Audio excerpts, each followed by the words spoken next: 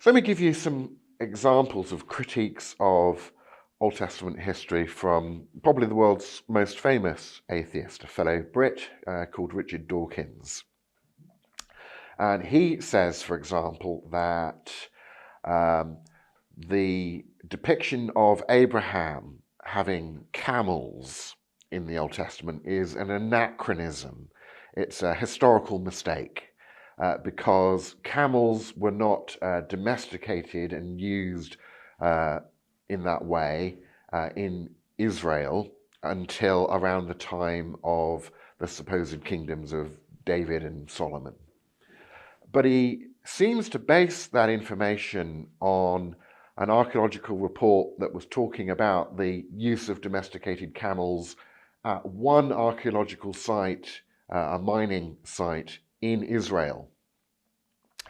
But of course, if you read the narratives about Abraham, it's not really talking about the use of camels in Israel. It's talking about the wider kind of Mesopotamian, Egyptian world and so on.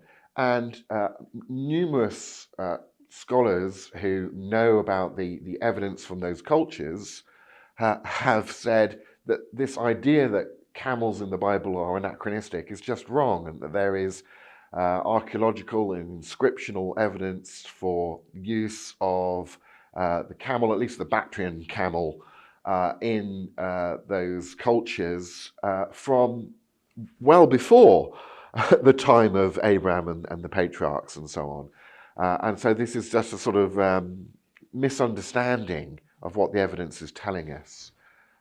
Similarly, Dawkins says that there's no evidence for the existence of King David.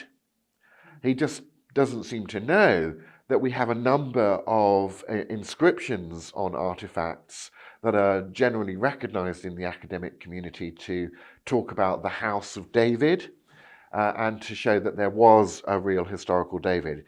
The real historical discussion about David tends to be over what was the size and extent of the Davidic kingdom, rather than the question of, was there a King David?